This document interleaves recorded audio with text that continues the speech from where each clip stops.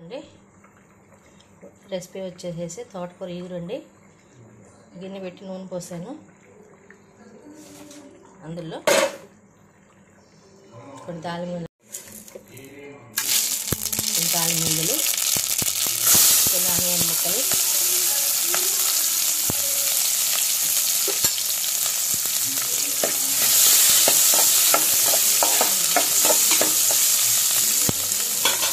మంచి వేగనివ్వండి. కరివేపాకు,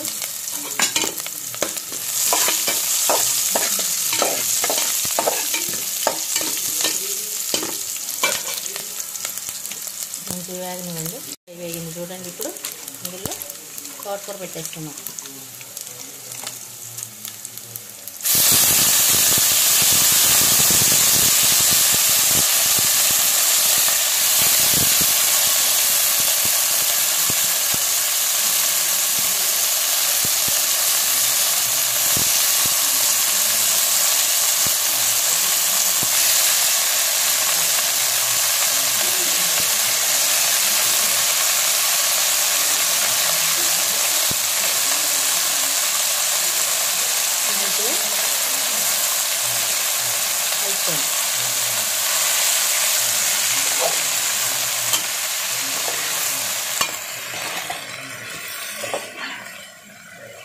తోటకూరలోకి కొంచెం గోంగూర కూడా వేసి నెయ్యి తాలింపు పెట్టుకుంటే బాగుంటుందండి.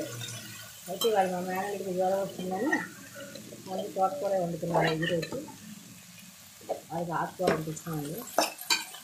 ఇంకా తోటకూర వేసి చెందుతున్నాను. మంచిగా ఎగరనివ్వండి. వేస్తున్నా మంచిగా సాల్ట్ అంతా కలిసిన దాకా కలపండి. వేసుకోండి.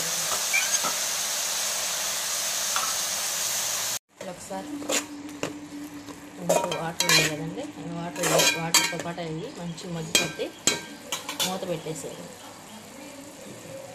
చూడండి మంచిగా కలర్ఫుల్గా ఉంది కదండి. మంచిగా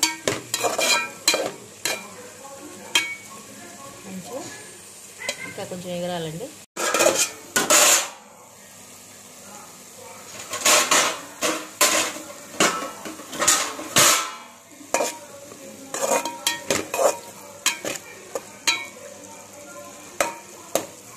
మగ్గనివ్వండి.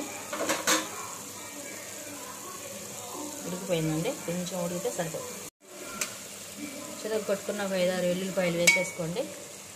ఇప్పుడే వేసేస్తే అది చక్కగా కరిగి పట్టేస్తుందండి. వాసన అంతా, స్మెల్ అంతా కరిగి పట్టి బాగుంటుందండి.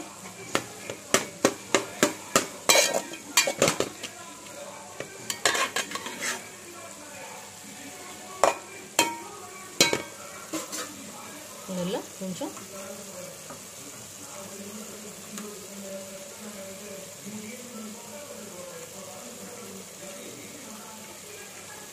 సాల్ట్ వేసేయండి. కొంచెం కారం వేసుకోండి. చాలండి. తోటకూర ఎక్కువ కారం ఉన్న అంత ఇదిగా ఉండదండి. మరీ ఎక్కువగా మరీ తక్కువ కాకుండా ఉంటే చాలు.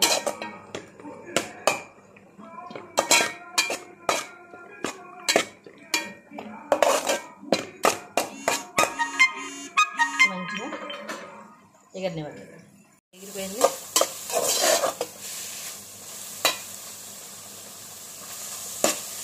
ఆయిల్ని, నూనె, నీళ్ళు ఏమీ లేకుండా ఉన్నప్పుడు మొత్తం ఇట్లా డ్రై అయిపోయిన తర్వాత తోటకూర ఇగురు రెడీ.